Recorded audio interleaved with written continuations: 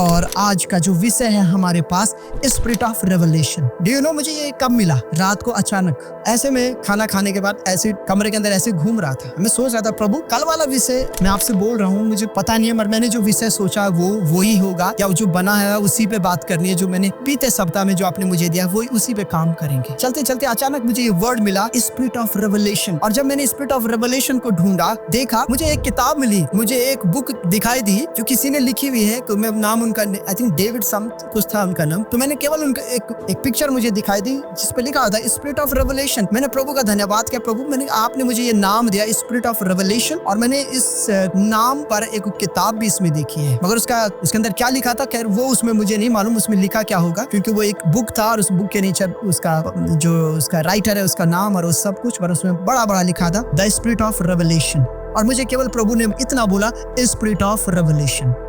मैं इसको सोचने लगा स्पिरिट ऑफ रेवलेशन। मैंने प्रभु से पूछा प्रभु मेरी सहायता करके इस प्रकाशन के आत्मा को, इस रहस्य उद्घाटन करने वाली आत्मा को प्रभु जी वो मेरी सहायता करे, क्योंकि इन दिनों में हर एक को इसकी जरूरत है स्पिरिट ऑफ रेवलेशन की। क्योंकि आज भी बहुत से लोग रेवलेशन को नहीं समझ पाते हैं। प्रकाशित वाक्य तो पढ़ते हैं पर उस प्रकाशित वाक्य के अंदर अथाह सागर है, उस प्रकाशित वाक्य के अंदर अद्भुत भेद है। अभी भी जो बातें लिखी गई कि अभी मत खोलना, अभी इन्हें रहने देना, उधर भैया डैनियल को भी बोल दिया, इधर भैया यूहन्ना को भी बोल दिया नहीं इसे अभी रहने दे, उधर उनको भी बोल दिया अभी रहने दो। It means something. Bible is a hidden treasure. Bible एक गूढ़ किताब है और इस किताब के अंदर जितनी बातें हैं हर एक बात का एक अर्थ है। बाइबल के अंदर लिखी हुई हर एक बातों में भेद और रहस्य और गूढ़ और गुप्त बातें हैं। मैं आपसे कहूंगा एक बार बहुत पहले मैंने आपसे एक वर्ड यूज किया था आप लोगों के साथ decode. Decoding is must. Ask to God, प्रभु से बोले Lord give me the spirit of revelation. Decode वही आत्मा कर सकता है जिसका नाम पवित्र आत्मा है। और कोई आत्मा कोई चीज को आपके ऊपर रिवील नहीं कर सकता। बिना पवित्र आत्मा की सहायता से कोई व्यक्ति कुछ नहीं कह सकता। बिना पवित्र आत्मा की सहायता से आप प्रभु यीशु मसीह को प्रभु यीशु स्वीकार नहीं कर सकते। यदि आपके भीतर वो आत्मा पवित्र आत्मा है, उस आत्मा की सहायता और सामर्थ्य के द्वारा आप पिता की बातों को एक दूसरे पर जाहिर कर पाते हो। पर बिना उसके everyone is an empty vessel. The spirit of Lord, यदि परमेश्वर का आत्मा आप में है, उस आत्मा के द्वारा प्रकटीकरण, उस आत्मा के द्वारा प्रकाशन, उस आत्मा के द्वारा गूढ़ बातें, गुप्त बातें, भेद की बातें, रहस्य की बातें आपके ऊपर उतरती हैं। Because the spirit of Lord is the spirit of understanding.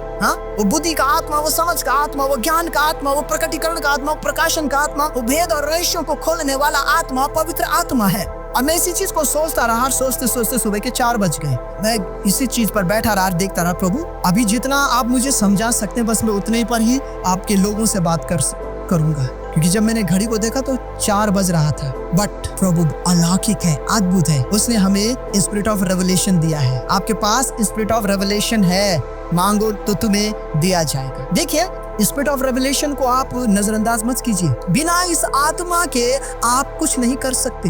यीशु मसीह जब क्राइस्ट यीशुआ इस पृथ्वी पर आए, क्राइस्ट यीशुआ के ऊपर आत्मा पवित्र आत्मा ठहरा। डू यू नो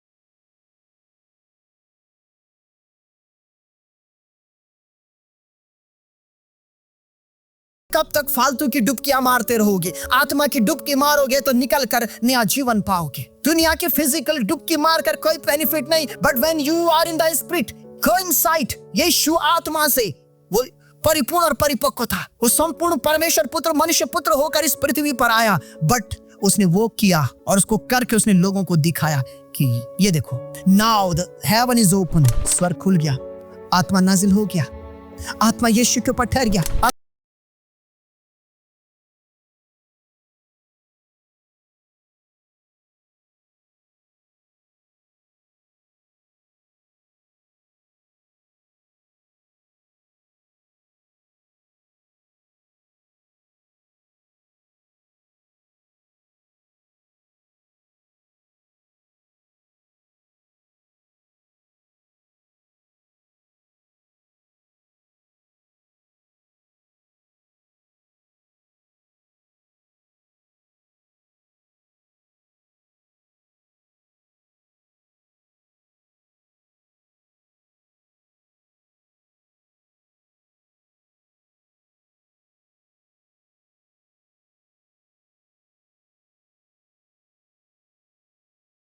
जा रहा है, because now you belong to the new covenant, because you all belongs to new covenant of Lord Jesus Christ of Nazareth, the son of a living God। वही आत्मा जो यरदन नदी पर यीशु के ऊपर था, वही आत्मा जब प्रकाशित वाक्य लिखा जा रहा था, वो आत्मा यीशु के यूहन्ना के संग था, वही आत्मा पॉल के संग था, वही आत्मा पीटर के संग था, वही आत्मा जेम्स के संग था।